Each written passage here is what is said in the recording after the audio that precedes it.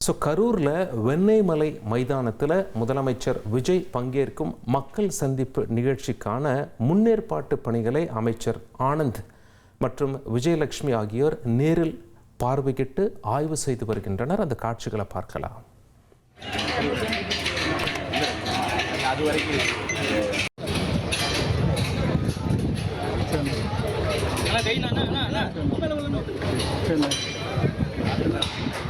அதை பார்க்குறேண்ணா பார்த்துக்கலாம்ண்ணா.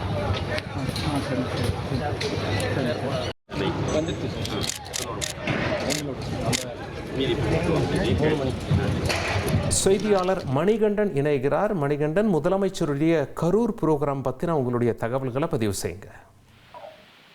வணக்கம். தமிழக முதல்வரும் தமிழக வெற்றி கழக தலைவருமான விஜய் அவர்கள் நாளை கரூரில் நடக்கக்கூடிய மக்கள் சந்திப்பு நிகழ்ச்சி மற்றும் அரசு நிகழ்ச்சிகளில் பங்கேற்கிறார். முன்னதாக கரூர் வெண்ணெய்மலை அடுத்துள்ள அட்லஸ் கலையரங்க மைதானத்தில் நடைபெறக்கூடிய அந்த மக்கள் சந்திப்பு நிகழ்ச்சியில் அந்த பகுதியில் அமைந்துள்ள மைதானத்தில் 5000 பேர் பங்கேற்கும் வகையிலான 10 ஏக்கர் பரப்பளவில் இருக்கக்கூடிய அந்த நிகழ்ச்சியானது ஏற்பாடு செய்யப்பட்டுள்ளது. அதற்கான பல்வேறு பணிகளும் விறுவிறுப்பாக நடைபெற்று வருகிறது.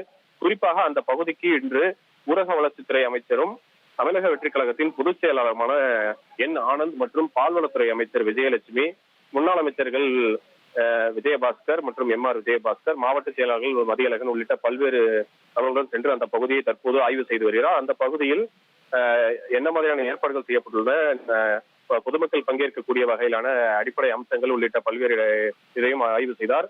இந்த நிகழ்ச்சியில் பல்வேறு தொண்டர்களும் உடனிருந்தனர். குறிப்பாக இந்த நிகழ்ச்சியை முடித்த பின்னர் இங்கிருந்து புறப்படக்கூடிய முதல்வர் அந்த கரூர் மாநகர எல்லைக்கு உட்பட்ட நகர எல்லை வழியாக பழைய பஸ் ஸ்டாண்ட் ரவுண்டானா, திருமாலியூர் ரவுண்டானா, லைட் ஹவுஸ் கார்னர் உள்ளிட்ட பல்வேறு பகுதிகளை கடந்து சென்று 10 கிலோமீட்டர் தொலைவில் ரோடு ஷோ நடத்தவும் திட்டமிட்டுள்ளார். அந்த நிகழ்ச்சி முடிந்து மாவட்ட ஆட்சியர் அலுவலகத்தை அடைகிறார். அந்த மாவட்ட ஆட்சியர் அலுவலக கூட்டரங்கில் அரசு நிகழ்ச்சியில் பங்கேற்கும் அவர் கரூர் துயர சம்பவத்தில் உயிரிழந்த 41 பேரின் வாரிசுதாரர்களில் 32 நபர்களுக்கு அரசு